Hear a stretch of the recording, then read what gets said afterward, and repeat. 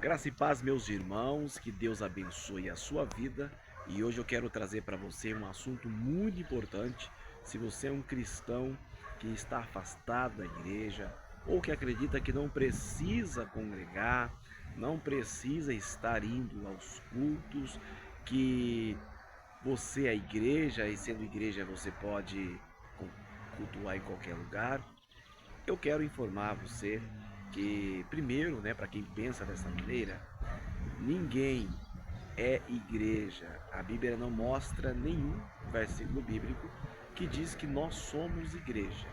É dito que nós, cada crente de forma individual, faz parte da igreja. Nós fazemos parte do corpo, nós não somos o corpo, tá? Então, se você quer entender mais sobre esse assunto, sobre quem é você no reino de Deus, ou quem é você na igreja, por que é importante você frequentar o culto, tem muita coisa que você precisa saber e eu vou deixar aqui agora uma mensagem na sequência muito clara, muito explicativa, e até aconselho que você pegue um papel, uma caneta, para você anotar todos os versículos bíblicos, porque vai ser tudo dentro da Bíblia. Mensagem muito linda, explicando para nós certinho esse assunto. Eu achei muito interessante e eu quero compartilhar com você aqui esse vídeo. Mas antes, se você não se inscreveu no canal ainda, já aproveita, se inscreve aqui e faz parte dessa família, aciona o sininho.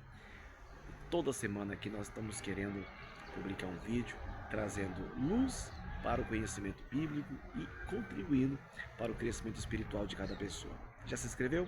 Então vamos assistir o vídeo. Quero muito que você comente depois, tire as suas dúvidas e assista até o final.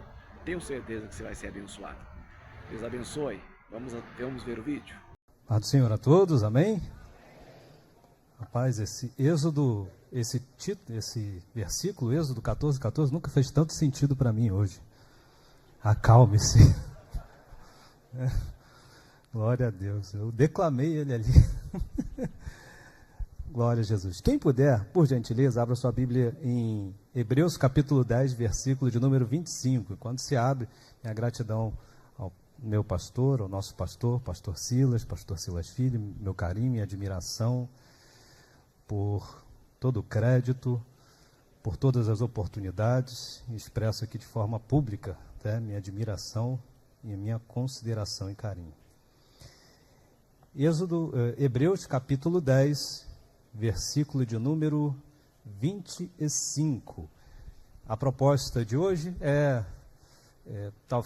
talvez não seja uma mensagem assim tanto para o templo, mas eu gostaria de deixar algo que fizesse sentido para a vida de muita gente, que pudesse ser levada para amanhã, para depois, alguma informação que fosse útil. Então, é uma temática simples, que a gente vai tentar compartilhar aqui. Hebreus capítulo 10, versículo de número 25. Só vou ler a primeira parte do versículo, tá bom? Os que encontraram, eu digo amém. Diz assim: não deixando de congregar-nos, como é costume de alguns. Em algumas versões, não deixe de congregar, não deixe de se reunir como igreja, como é costume de alguns ou de muitos. Amém? Bem, meus irmãos, eu já ouvi várias vezes, que existem pesquisas por aí, estatísticas, de que para cada crente firme na igreja tem pelo menos mais um afastado. Não sei se são fidedignas, não sei se é verdade, mas eu ouvi isso várias vezes. A gente sabe por observação, os pastores que estão aqui, que normalmente quando você faz um apelo no final do culto, pessoas vêm à frente, normalmente a maioria são pessoas frutos de reconciliação. Isso é uma observação que a gente tem, até conversando com as pessoas do UNA. Mais de um tempo para cá, tem um fenômeno que tem tomado corpo, tem crescido muito, que são pessoas que não se dizem assim afastadas, caídas da graça, dizem que são crentes, às vezes dizem que pertencem até a uma igreja, alguns dizem que são desigrejados, não tem igreja nenhuma, e que para eles está tudo bem, e está tudo tranquilo. Na década de 70, no Brasil, o IBGE mostrava que 91,8% da população era declarada católica apostólica romana. Você sabe que não tem nem igreja para tudo isso, Mas eu lembro que eu conhecia pessoas mais novas, né? Quando eu era mais novo, o sujeito bebia e tal. Aí tu perguntava assim, qual a tua religião? Aí ele falava, não, eu sou católico. Mas você é católico? Não, mas é que eu sou católico não praticante. Então, eu professo uma coisa, mas eu não pratico.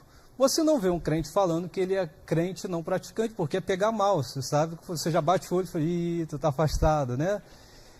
Então, nos últimos tempos, tem criado-se um tipo de discurso que é, não, eu sou crente, mas eu não tenho igreja. Eu sou crente, mas eu não participo ativamente. Eu sou crente, mas eu vou uma vez a cada 3 meses. Eu sou crente, mas tomo ceia um mês sim, um mês não. Eu sou crente, mas eu sou muito ocupado, não me envolvo em atividades, não me envolvo em muitas coisas, mas eu sou crente, eu sou até daquela igreja. É óbvio que a gente está falando aqui, não estamos falando, na verdade, sobre pessoas que não podem por algum motivo, né? Graças a Deus pela tecnologia. Mas, por exemplo, a gente tem um pastor lá em São Paulo que ele está no Canadá. Está alguns meses lá, volta depois do meado do ano. E ele está trabalhando, mas está tudo bem. Ele assiste lá online, né, vai numa igreja enquanto pode.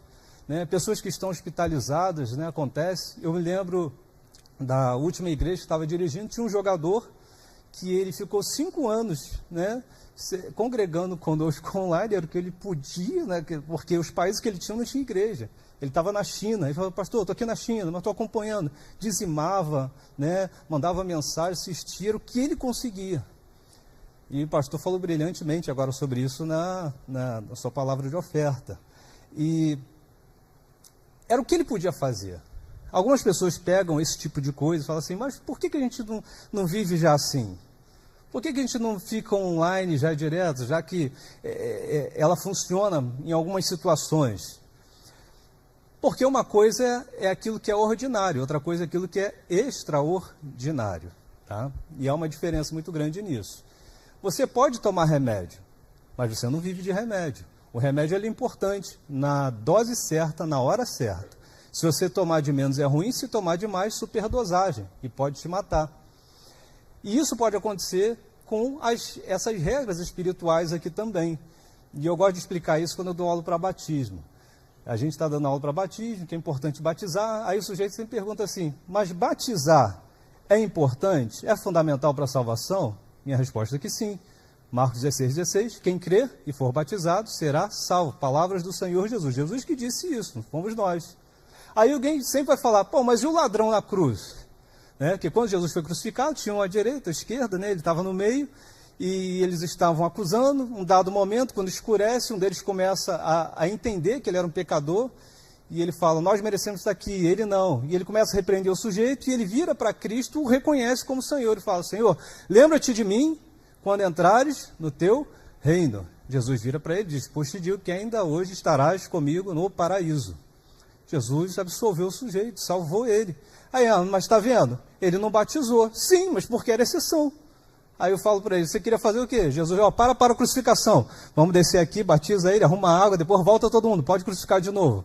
Não é isso. É por isso, um texto desse é muito importante para você poder pregar para alguém que está numa cama, que está no hospital, que está no final de sua vida. É possível essa pessoa se arrepender? É possível. É possível ela ser salva? É possível. E se não fosse esse tipo de coisa, nessa mentalidade, né, como é que você ia fazer? Fecha o quarto aqui porque ele aceitou Jesus, arruma uma bacia, segura os médicos aí e vamos jogar ele dentro de uma água aqui. Não é isso, não precisa. Existem regras e existem exceções. Isso é muito claro na Bíblia Sagrada. Então, não é para bem esse tipo de gente. Agora, por que algumas pessoas voluntariamente decidem não participar? O que acontece com algumas pessoas que falam, não, eu não quero mais, não participo, não quero estar junto, não quero congregar, não quero esse negócio de ir para a igreja, não vai mais. Existem muitos motivos, eu listo alguns muito rápido aqui, lógico que eu não esgoto o assunto, você vai lembrar de outras coisas, mas vou lembrar de alguns motivos. Primeiro, ela pode ter sido decepcionada por alguma coisa, ferida por alguma questão. Uma pessoa ferida, ela fala, não quero mais não, porque já aconteceu um negócio na minha vida uma vez, eu já briguei, eu quero distância, deixa eu viver aqui a minha vida, e está tudo muito bem. Jesus falou sobre esse tipo de gente? Falou. Em Mateus capítulo número 13, Jesus ele fala sobre 3 parábolas agrícolas. Ele fala sobre o grão de mostarda, a parábola do joio e do trigo, depois a parábola do semeador. Na parábola do semeador, Jesus ele compara o coração das pessoas aos solos. Há 4 tipos de solo diferentes. E um deles era um terreno rochoso que tinha pouca terra e pouca areia. Ele fala que se você jogar a semente ali, ela vai brotar rapidamente. Mas se vier o vendaval, a chuva, ela é retirada porque ela não consegue aprofundar suas raízes. Jesus mesmo, ele dá a interpretação desse texto quando ele diz assim: essas são as pessoas que recebem de bom grado a palavra de Deus, mas vindo o escândalo, vindo a perseguição, nem algum tipo de dificuldade, ele fica escandalizado, se entristece e a palavra se torna infrutífera na vida dele. Então existem pessoas que se afastam por isso, porque estão machucadas de alguma maneira e não querem mais. E a palavra se tornou infrutífera na vida dela. Por que algumas pessoas ficam distantes e param de congregar e ficam distantes da igreja, não querem se envolver em nada? O pastor fala, não quero, não é para mim. Segundo motivo, que eu acredito que pode ser um esfriamento gradual. Às vezes a pessoa não pecou, ela não cometeu nada de errado, a vida dela não tem pecado nenhum. Mas eu conversava com um pastor lá em São Paulo sobre esse tipo de situação, e ele fala, é tipo uma goteira, né? Você lá fecha a sua torneira, não fecha direito, começa uma goteirinha. No início parece que aquilo dali não é nada, mas espera um dia para tu ver se não enche um balde. Na vida de muita gente é assim, uma semana ele não vai. Agora eu não vou participar não. Hoje eu estou muito cansado. Minha vida está muito corrida. Nesse momento eu não quero, deixa para depois. E a gente vai empurrando isso. Quando você vai ver o seu estilo de vida, você está muito aquém daquilo que você era. E no mundo de Deus as coisas têm a ver com prioridade. E às vezes a prioridade custa. Às vezes prioridade fala de renúncia. Às vezes prioridade fala de você fazer um esforcinho a mais. E isso pode te distanciar das coisas de Deus. Bem, quando Jesus ele fala a João, né, na ilha de Pátimos, para as 7 igrejas que estão na Ásia, a última igreja é a de Laodiceia. Se você pegar a carta a Laodiceia, você não vê nenhum problema doutrinário com eles, com aqueles crentes, não tinha. Eles não tinham tolerância com os nicolaítas, com a Jezabel, não tinha nada dessas repreensões. Qual era o problema de Laodiceia? A carta começa com Jesus dizendo assim: conheço as tuas obras. Sei que você não é quente nem frio, é morno. E quem dera se você fosse quente ou frio. Mas por ser morno, eu vomitar-te-ei de minha boca. O que ele está querendo dizer? Por que ser frio é melhor? Porque o sujeito frio, nessa linguagem, aquele que está distante, sabe que está errado. O morno vai levando aquela vida espiritual, banho-maria, venho quando quero, faço o que eu quero, o pastor fala uma Antoninha aí, não sei o que, não é para mim, é para o outro, e ele vai empurrando, vai vivendo assim, achando que no final está tudo certo. Só que esse texto está me mostrando que quem está em cima do muro já escolheu um lado. Por que uma pessoa ela fica distante das coisas de Deus? Pode ser uma mentalidade de independência. Um espírito, uma mentalidade que não precisa. Talvez porque ele tem uma posse muito grande, talvez porque é um diretor, é alguém famoso, alguém que tem muita coisa debaixo da sua alçada, fala, eu não preciso disso. E eu sei muito bem o que é isso, porque o pastor nos deu a oportunidade de começar o trabalho ali em Alphaville, né? A gente visitava algumas casas, e no início eu todo bobinho, né, irmão? Ia lá no lugar, tem um pessoal que quer uma visita, eu sempre fui em todos os lugares, chegava na mansão lá, o sujeito, poxa pastor, adoro a igreja, mensagem muito legal, poxa, eu fico impactado, que bom que o senhor veio aqui, e aí a gente orava, falei, tá bom, aí domingo vamos estar lá na igreja, pastor, vamos ver, tem que ir uma viagem, tem que sair, e aí eu começava a descobrir que eles gostavam que a gente fosse na casa o tempo inteiro, mas eles não iam e na igreja não tinha nenhum. E eu descobri que aquilo dali era algo comum na região. Aí eu fiquei muito triste, porque você começa a se cobrar. O que eu estou fazendo de errado? Porque a gente prega, vai lá, trata bem, e a pessoa gosta, vai num culto, vai outro, volta 2 meses depois, diz que está tudo bem. Mas por quê? Onde eu estou errando? E um dia, lendo o texto sagrado, eu vi que isso aconteceu com Jesus. Alguém falou para ele assim, eu quero ficar nessa tua igreja. Eu quero estar com vocês, bom mestre, que faço para herdar a vida eterna. Ele falou, que legal, você quer me seguir, quer ficar na igreja? Quero. Então, legal, porque eu tenho obedecido os mandamentos desde a minha infância, eu faço tudo, né? Tá aqui os mandamentos, tá tudo sobre minha vida, está toda perfeita. Ele, poxa, que legal, então você vai congregar com a gente, né? Faz o seguinte então, antes de você assinar a ficha, vai Vem, pega tudo que você tem, dá para os pobres, depois você me segue que vai ter um tesouro no céu. Aí ele ficou entristecido e não foi mais, porque o preço era muito grande. E às vezes alguém não vai se submeter, né? Ele não quer viver através disso, porque ele tem muitas posses, ele tem muita coisa, ele quer viver do seu jeito. Só que eu vejo na Bíblia que Jesus, ele não baixou a régua, ele não mudou o discurso, ele falou, não, para você faz desse jeito aqui que eu quero quebrar o teu galho. Não! Muitas pessoas se distanciam por esse estilo de vida, de não querem ser liderados, não querem ser confrontados, não querem ter responsabilidades, não querem dividir nada. Porque as pessoas ficam distantes. Outro motivo, profundo desconhecimento das Escrituras. Em Mateus 13, quando Jesus fala que uma semente ela iria germinar, o exemplo que ele dá, o solo que germina, ele fala assim, esses são aqueles que ouvem a palavra e a compreendem. É por isso que o diabo vai fazer de tudo para você não entender a palavra, para você não mergulhar na palavra, para você não participar de escola bíblica, para você não vir em culto de palavra, para você não mergulhar nessas coisas, não estudar. E é por isso que muita gente que só está atrás da emoção, quando o negócio aperta, ele não tem para onde correr. Porque Eclesiastes 7,14 diz assim, no dia da prosperidade goza do bem, mas no dia da adversidade considera, Deus fez esse em oposição àquele. Falando dos dias, ele diz assim, que no dia da adversidade, o que te sustentaria não era a alegria, era a consideração, era o pensamento, era o raciocínio. O que mantém alguém firme são os fundamentos bíblicos que ele tem na hora da dificuldade, que aparece para todo mundo. A ideia de congregar na Bíblia ela é tão clara, e ela é tão nítida, ela é tão poderosa, que no Novo Testamento vai mostrar que a igreja, para Deus, na visão de Paulo, é uma família, para Jesus é um corpo, e para o Espírito Santo é um templo, entre outras coisas. Se você observar, todas essas questões estão ligadas à unidade, a estar junto um com o outro. Jesus vai dizendo, né, sobre família, quando você for orar, ora assim, Pai Nosso, ideia de pai, ideia de filho. Se você ler em 1 Coríntios capítulo 12, a partir do 12, se eu não me engano, Paulo vai falar, é um texto que a gente sempre fala nesse assunto, comparando a igreja a um corpo. E ele fala, Cristo é a cabeça e nós somos o corpo. E ele vai falar sobre os membros, inclusive ele começa a aplicar sobre o olho, sobre o dedo, né, que são super importantes.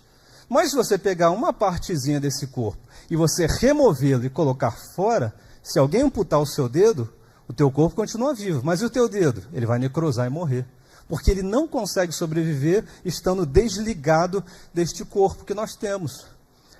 1 Coríntios, capítulo 12, versículo 27, Paulo diz assim, que vós sois o corpo, aí está falando do coletivo, e individualmente no texto está dizendo assim, vós sois os membros. Então, coletivamente a gente é o corpo e de forma unitária nós somos um membro. Lucas capítulo 15, Jesus ele vai falar sobre 3 parábolas seguidas. Lembra das parábolas famosas de Lucas 15? E vai falar de uma ovelha que se desgarrou. Ela morreu? Ela deixou de ser ovelha? Não, ela estava longe do rebanho. E era tão importante que voltasse, que ali era a celebração do retorno. O pastor foi lá e trouxe de volta. Ele larga as 99, traz ela de volta, e é uma alegria, porque ela tem que estar junta. Depois ele vai falar de uma moeda que se perde dentro de casa. Então a questão não está conectada. Estava dentro da casa, mas não estava conectado. Estava dentro da casa, mas não participava de atividade. Estava dentro da casa, mas estava alheio a tudo que ia falar. Estava dentro da casa, mas vivia como queria. E aí Jesus vai dizendo que a lâmpada tem que acender, tem que varrer a casa, tem um esforço maior até achar e ter uma festa. Depois ele vai falar sobre um filho que se perdeu. Um filho que foi embora. Ele morreu? Não. Ele trocou de nome? Não, ele foi embora. Ele não estava mais junto. E ali a celebração do retorno. Veja que toda a Bíblia está mostrando a ideia de unidade, de conjunto, de comunhão, e igreja é isso. Por que fazer parte de uma igreja é tão importante? Qual é o perigo espiritual quando a gente não atenta para isso? Bem, em Mateus, se eu não me engano, capítulo 18, a partir do versículo 15, palavras de Jesus. Olha só a declaração como é forte. Ele diz assim, se algum irmão pecar contra você, você vai lá e repreende ele. Se você ganhar, você ganhou ele para a eternidade, você fez um bom trabalho, se ele se arrepender, legal. Mas se ele não quiser se arrepender, você chama 2 ou 3 testemunhas, vai com ele. Se assim ele não quiser, você comunica à igreja. Se assim esse sujeito não quiser, você comunica a todos e desliga ele, deixa ele de lado. Considera ele como gentil, como publicano, uma pessoa mundana. O que ele está falando? De ideia de corpo, do sujeito que ele não se adequa, que não quer viver como igreja.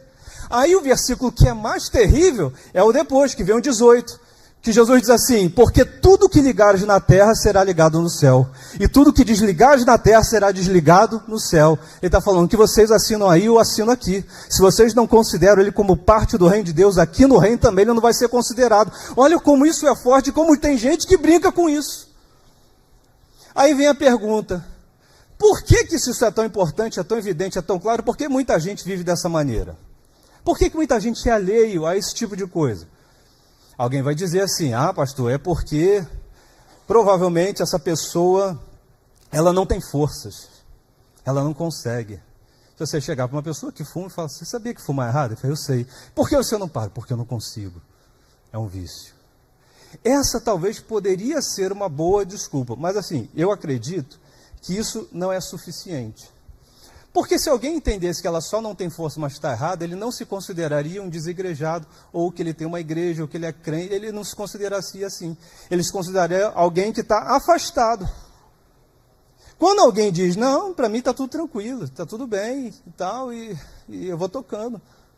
Aí ele precisa de um subterfúgio. Um dia eu fui fazer uma visita, aí chego num local, a gente está conversando e tal, o sujeito falou assim: nossa, a gente está tão feliz. E que mensagem que o senhor pregou nesse último culto. Foi a primeira vez que a gente ouviu o senhor pregar tão feliz. Eu falei: mas vocês estão há quanto tempo na igreja? A gente está há 4 anos. Eu falei: tá bom. Só que para ele estava tudo bem, estava tudo tranquilo, e estava tudo feliz. Então, para alguém viver dessa maneira, ele gerou alguma desculpa, ele pegou alguma ideia para ele poder desculpar mentalmente, ele não mergulhar e ele continuar vivendo daquela maneira. Quais são as grandes desculpas hoje? Isso na internet tem sido assim, um avalanche, muita coisa a gente falando. O que as pessoas falam muito sobre isso hoje? Quais são as grandes desculpas para alguém não se entrosar, não congregar, não viver a vida cristã? Número 1, as pessoas dizem, tem gente que diz assim: eu não preciso ir para a igreja congregar porque não está na Bíblia. A Bíblia não manda você congregar, não tem nenhum texto que manda você congregar. Bem, existe sim, nós acabamos de ler, foi o texto base de hoje. Qual é o texto base de hoje? Não deixe de congregar. Se você não gosta dessa versão, você pode pegar outra que está dizendo: não se deixe de se reunir como igreja. Outra versão: não deixe de juntar entre os irmãos de uma assembleia como igreja. Você pode pegar que tipo de versão? King James, você pode pegar uma nova versão internacional, ao meio da corrigida, tudo é a mesma coisa. Ah, pastor, mas e o contexto diz a mesma coisa. Se pegar o contexto, tem tudo a ver. No contexto imediato, a ideia da palavra, se você pegar no grego, no original, não tem desculpa. E se a Bíblia dá uma ordem, e se a Escritura é a palavra de Deus, e ela manda eu fazer ou não fazer algo, e eu voluntariamente falo que não quero fazer, o que eu considero isso? E o que a Bíblia diz? É um pecado. Você se rebela contra a vontade de Deus, contra uma ordem expressa, que está na Bíblia Sagrada de forma muito límpida. 2, por que as pessoas hoje têm dificuldade? Qual é a desculpa dessas pessoas? A gente diz assim: é porque Jesus não deu valor nenhum ao templo. Aí a gente tem que analisar com cuidado isso na Bíblia Sagrada para ver se é verdade, né? Se ele não deu valor nenhuma. Bem, em Lucas 2 ele é apresentado no templo quando é criança. Em Lucas 2 também, quando ele tem 12 anos, os pais vão para a festa da Páscoa, ele se perde no meio do caminho, quando vão voltar, onde Jesus estava? Dentro do templo. A última semana de vida de Jesus, ele estava onde ensinando? Dentro do templo.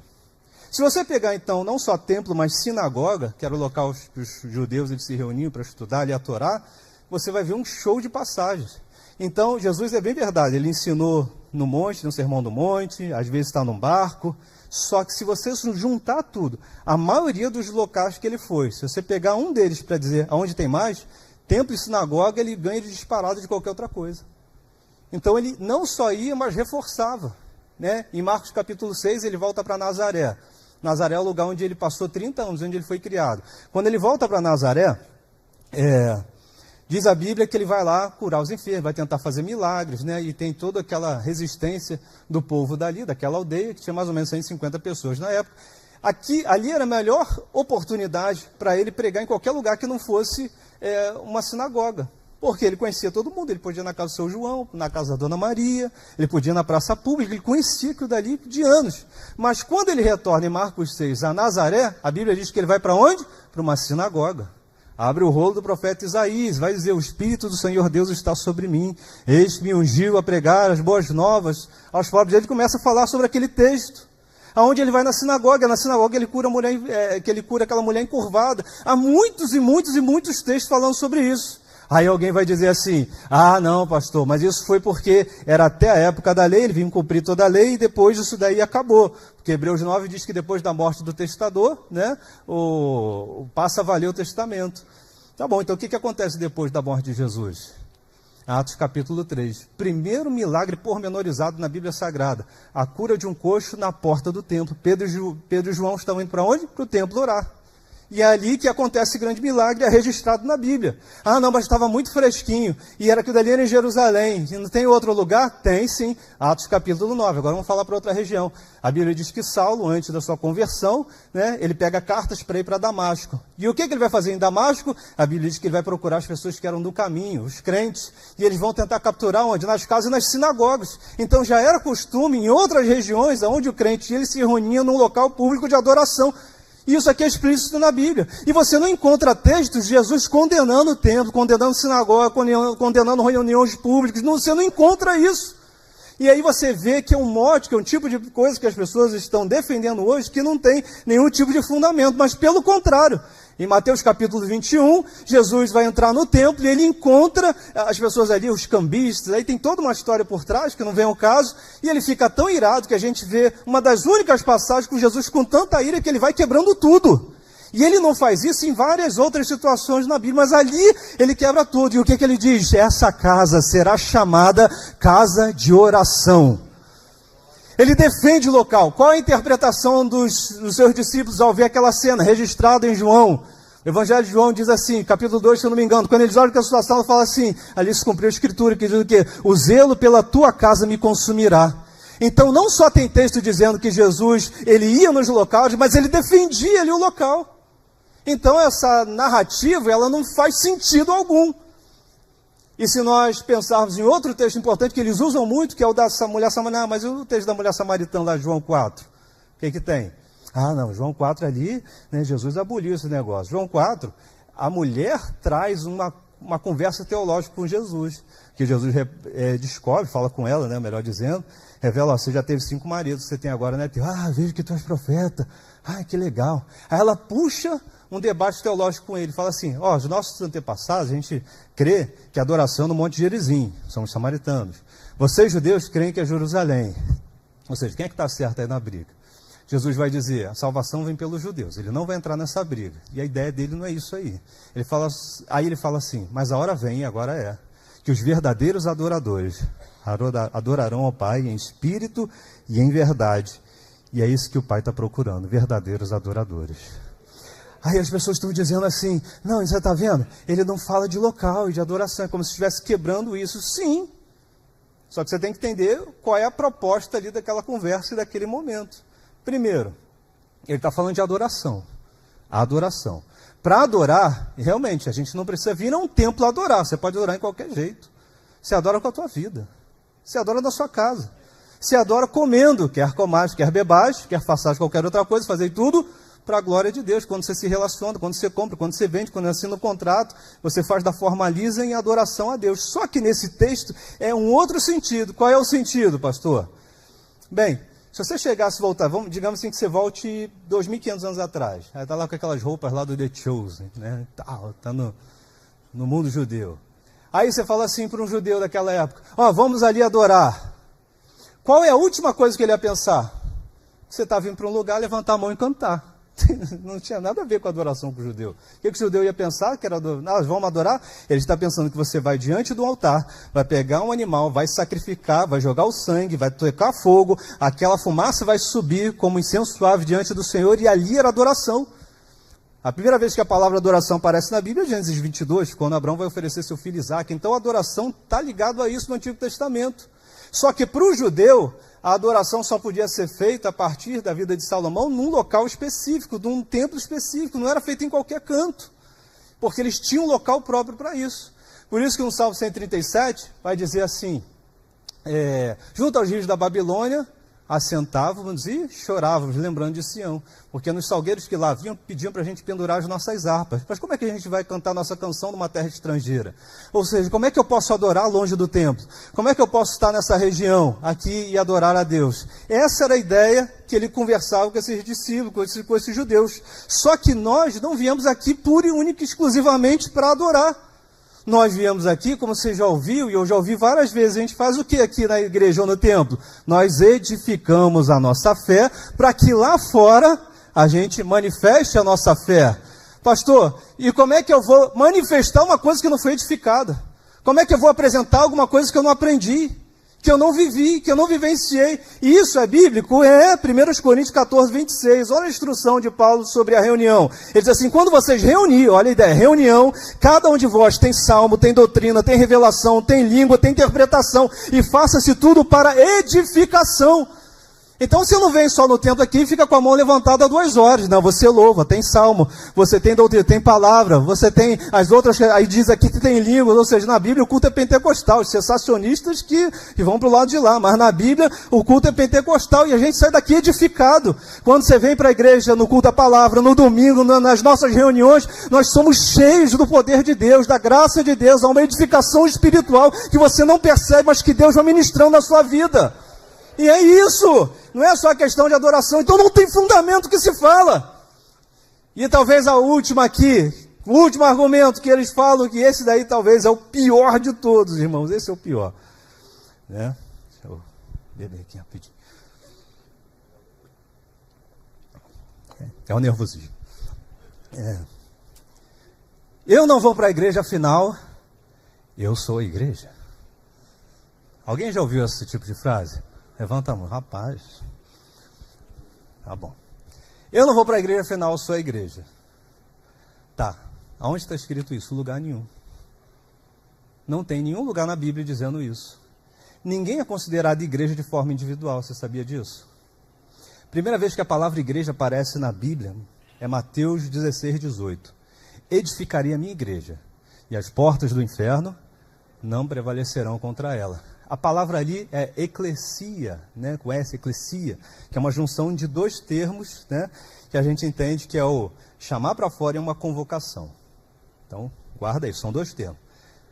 Tá, pastor, mas o que isso quer dizer? É que a palavra ela não foi inventada em Mateus 16, ela já existia. O termo é um termo grego comum. Você vai pegar qualquer livro antigo, já existia esse vocábulo. Não é que a igreja, a nossa reunião, como a gente entende, já existia. É que o termo já existia. E o que significa então esse termo? A palavra igreja significa o que de verdade? Significa uma assembleia. Significa um grupo de pessoas que saem da sua casa para uma reunião. Essa é a ideia de igreja. Então imagine você que você mora num prédio. Aí vai ter reunião de condomínio. Aí o síndico chama todo mundo. Você sai da sua casa e participa de uma reunião lá no pátio com um monte de gente. Isso é a ideia do eclesia, dessa reunião. É uma reunião de pessoas. Pastor, mas isso é verdade? Como é que a gente entende isso? Gente, eu mostro isso aqui na Bíblia Sagrada, tá? Vou te provar aqui na Bíblia. Bem, Atos 19, se você for rapidinho, né, conseguir, né? Atos 19, versículo de número 32. Diz assim, uns clamavam de uma maneira, outros de outra, porque o ajuntamento era confuso e a maioria não sabia por que tinha se reunido. Aqui na minha versão, esse ajuntamento, aqui a palavra é ajuntamento. A palavra original aqui é eclesia. Em algumas versões é multidão, em outra povos, de outra assembleia, mas é a mesma palavra para a igreja. Pastor, do que aqui está falando? Se você abrir Atos 19, a partir lá do 23, você vai lembrar que Paulo está em Éfeso, e ele tinha acabado de operar ali os milagres, e o comércio de idolatria, né, de Diana estava decaindo. Esses homens eles se juntam no teatro e eles vão tentar ver o que eles podem fazer, que eles estão tomando prejuízo.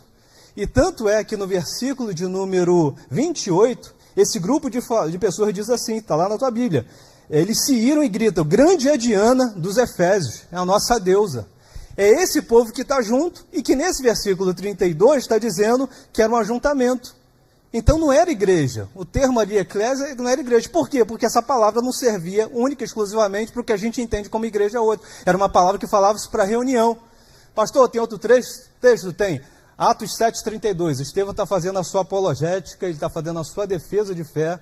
E aí ele vai falar, ele vai contar a história até chegar em Cristo. Ele fala, Moisés estava ali junto com a congregação, versículo 32. Ali, nessa tua palavra ali, esse ajuntamento, congregação, grupo de pessoas, se você tiver aquela Bíblia Oliver Tree, quando você clica, que você pega ali o original, o Strong, você vai ver que a palavra ali é igreja. A igreja já existia na época de Moisés? Não. A igreja começou a existir, como a gente entende, na época de Cristo. E por que está escrito ali? Porque o sentido da palavra é uma reunião de pessoas com o mesmo propósito. Então, quando eu digo assim, que eu não vou para a igreja porque eu sou igreja, é um erro semântico terrível. Está errado. Era a mesma coisa que o capitão lá do Flamengo, do Fluminense, do Botafogo, não sei, vai ter um jogo decisivo e ele vai na televisão e fala assim, eu quero convocar a torcida do nosso time, porque vai ter um jogo importante, vem aqui torcer, porque esse jogo a gente precisa da torcida para virar e tal, a gente começou perdendo, a gente precisa de vocês, vamos lá. Aí o sujeito em casa fala assim, eu não vou lá não. Por quê? Porque eu não vou torcer, porque afinal eu sou a torcida. Não, você não é a torcida, você é um torcedor. Quando você entra no estádio e começa a torcer ali, aí você está fazendo parte da torcida, você é a parte, mas você não é a torcida. Então, repare bem que esse tipo de situação, ele é comum que as pessoas falem, mas acaba não tendo embasamento. Aí, às vezes, a gente vai ouvir assim, tá, mas me dá um motivo, então, do porquê uma pessoa, ela precisa estar presencialmente. O que você faz presencialmente que não faz online? Uma coisinha. Bem, tem várias, quer uma? Em Hebreus capítulo 6, versículo 1 e 2, o escritor aos Hebreus vai falar dos fundamentos da fé. Ele fala dos pilares, as coisas mais importantes. Ele fala do batismo, ele fala da doutrina da ressurreição, dos mortos. E dentre ali está escrito o quê? Imposição de mãos. Como é que você impõe mão online? Mas precisa de imposição de mãos? Óbvio. Quando os cultos terminam nas nossas igrejas, no culto da vitória e no culto de celebração, ficam pastores aqui na frente impondo as mãos. Isso não é apenas um ritual corriqueiro, isso é fundamento da fé cristã. Ah, pastor, mas Deus pode curar pela palavra. Pode, só que até Jesus, quando estava na terra, tinha gente que ele falava assim, vai, tua fé te curou. Mas outros ele colocava a mão, outro ele impõe as mãos. Para o sujeito ouvir, o surdo, ele foi lá botar o dedo no ouvido. Se Jesus usou isso, quem sou eu para questionar? Não precisa, Deus é quem sabe. Se Deus falou, se está na Bíblia Sagrada, que é algo importante, eu preciso apenas replicar e entender o que o Senhor Jesus quer. A verdade é que ninguém é discipulado sozinho. A verdade é que ninguém cresce na vida cristã sozinho. A gente precisa de alguém que te incentive, que levante você quando está caído, que te dê uma bronca, que te dê uma direção, que confronte você na hora certa, e a gente é abençoado com isso. É a Bíblia que diz que não é bom que o homem viva só. Provérbio 18, versículo de número 1, diz que aquele que se isola se insurge contra a verdadeira sabedoria. E esse espírito que vai tentando deixar que a gente fique longe da igreja, longe dos irmãos, não participe de coisa nenhuma, é uma estratégia para minar a tua vida, para destruir o rebanho de Cristo. Porque se você pegar qualquer vídeo, um predador, ele não ataca quando o grupo está coeso, quando está junto, ou quando tiver um líder, ou se um bando de ovelhas, se o pastor estiver ali, ele espera uma se desgarrar para ele ir lá e pegar. Você pode ver isso. A Bíblia diz que o nosso adversário, ele age como um leão, bramando ao derredor, buscando a quem possa tragar. Quem ele vai tragar? É aquele que está distante, é aquele que está longe, que se enfraquece e nem sabe que está enfraquecido. E a gente tem que abrir o olho. Pastor, isso tem fundamento? Tem. A Bíblia diz, ferirei o pastor e eu dispersarei as ovelhas. A ideia não era ferir o pastor, a ideia é que as ovelhas sejam dispersas para ele poder pegar uma ovelha que está dispersa. Então essa ideia vai levar muita gente para a destruição. Em nome de Jesus, nós não vamos permitir, nós vamos crescer em unidade. Manter a unidade é difícil, manter a comunhão é difícil, mas é o projeto de Deus para a vida cristã, é o projeto de Deus para uma igreja sadia, manter unidade, manter a união, em nome de Jesus. Por quê? Porque existem coisas que só acontecem na união, tem coisas que só acontecem na nossa reunião, não acontece em casa, não acontece na rua. Salmo de número 133, quão bom e quão maravilhoso é que os irmãos irmãos vivam em união. É como o óleo que desce na cabeça e até a barba, e a barba de Arão e desce sobre as suas olas, e o final do texto vai dizer, e é ali, e é na comunhão que Deus ordena a bênção. Enquanto estamos em comunhão, a bênção de Deus desce. Enquanto estamos em comunhão, a bênção de Deus chega na igreja. Enquanto nós amamos uns aos outros, Deus opera milagres. Não é à toa que na igreja primitiva os milagres aconteciam, mas olha o texto de Atos capítulo de número 2, eles tinham tudo em comum, no partir do pão, na comunhão entre os irmãos. Atos capítulo 4, eles estavam juntos, e o poder de Deus via, e Deus operava, e o poder de Deus se manifestava nesse. Há uma expressão na Bíblia Sagrada que tem quase 100 vezes no Novo Testamento. Qual é? Uns aos outros, amai-vos uns aos outros, perdoai-vos uns aos outros, admoestai-vos uns aos outros, considerai-vos uns aos outros. Como é que você faz isso sozinho, se isso é um fundamento da fé cristã? E como é que você vive dessa maneira?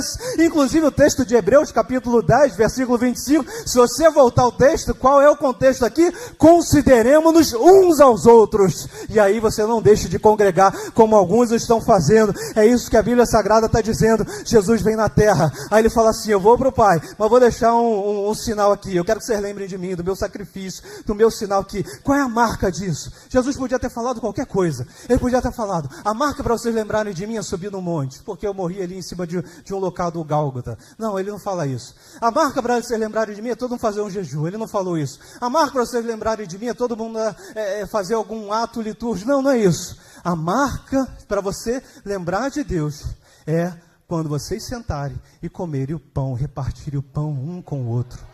O símbolo máximo que a gente tem da memória de Cristo, que nós celebramos aqui nessa igreja sede, no primeiro domingo pela manhã, e na terceira terça-feira, é o partir do pão, é o símbolo da comunhão. Cristianismo é comunhão, cristianismo é estar ao lado um dos outros, é isso que é o poder de Deus, é nesse momento que o poder de Deus vem. Lucas capítulo de número 24, existem 2 discípulos que eles estão indo para caminho de Emaús, eles estão saindo de Jerusalém. Você sabe o que é Emaús para Jerusalém? A Bíblia diz que são 60 estádios. Sabe o que são 60 estádios? É se você saísse daqui da porta da igreja na Penha e fosse andando até o shopping de Madureira. Dá 11 quilômetros, 12 quilômetros, fiz a conta. Deu mais ou menos isso. Então imagine, vamos dar a volta, você vai até onde? Vamos até ali Madureira andando? Aí então, nossa, vamos lá, 2 amigos andando até Madureira. Aí o texto diz que eles estão andando e estão murmurando, estão tristes. Aí Jesus aparece do lado deles e não fala que era Jesus, mas era Jesus, eles não reconheceram.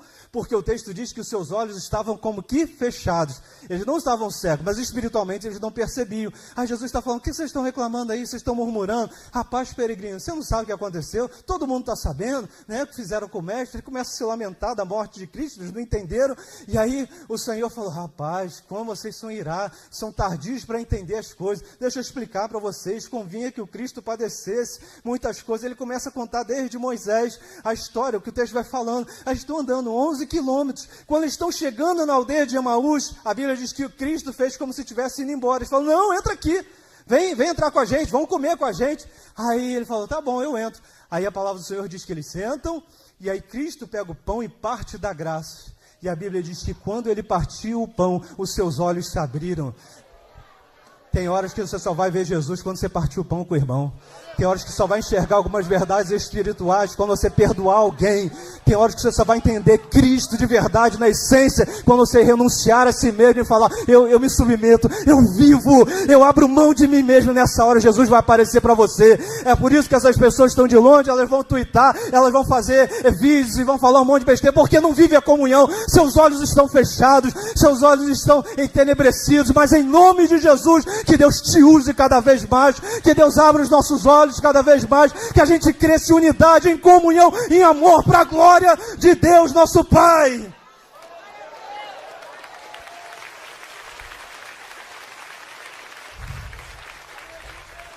Tem bênção que só acontece na reunião.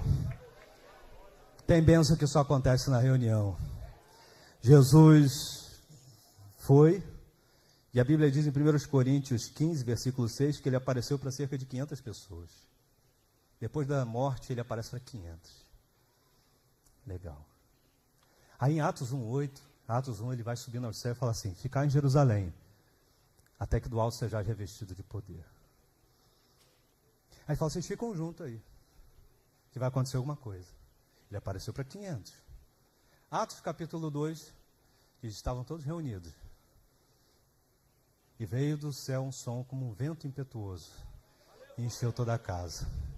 Línguas foram repartidas como de fogo. E a Bíblia diz que todos eles foram cheios do Espírito Santo. O texto vai dizer que tinha uma quantidade de pessoas. Vocês lembram quanto eram? 120. Pergunta, cadê os outros 380? Só recebeu quem estava ali. Aquele que orou pouco, orou muito, não importa. A Bíblia não diz. Mas quem estava junto recebeu. Você ter vindo aqui é uma bênção de Deus. Eu acredito que alguma coisa acontece na sua vida só pela tua presença aqui. Eu acredito que Deus abre portas quando a gente vem adorar a Jesus em unidade. Eu acredito que teve milagre desprendido para a tua casa hoje. Só o que você falou, vim do trabalho, peguei um trem, foi difícil um ônibus, tomei bronca do patrão, mas eu preciso ir lá adorar a Deus. Meus irmãos, eu quero estar na minha igreja. Deus honra esse tipo de coisa. Deus honra essa atitude. Talvez alguém foi chamado para algum trabalho aqui dentro, talvez você participou de atos de servir. Seu sábado estava difícil, mas falou, eu preciso ir lá porque eu faço parte de tudo. Deus está vendo tudo. Deus está notando tudo. Que é tudo que você faz na obra de Deus é recompensado. Deus não deixa ficar devendo nada a ninguém. Há uma recompensa para a tua vida. Há um galardão de Deus para a tua casa, em nome de Jesus. Que nós vivamos em unidade, que nós vivamos em comunhão e que nós vivamos cada dia mais a vida cristã com alegria e com amor, porque Deus vai te recompensar. Eu faço parte de uma igreja, eu faço parte de um povo abençoado, que pode não ser perfeito, mas é o que Deus escolheu, e a gente está num processo de aperfeiçoamento, de justificação, de santificação. Está todo mundo no processo, mas nós vamos chegar lá na glória, para a glória de Deus. Aqui dentro tem salvação, lá dentro, lá fora não tem não. Então, em nome de Jesus, permaneça, viva a vida cristã sadia, para a glória do nosso Senhor Jesus Cristo. Deus te abençoe. Deus abençoe a sua família.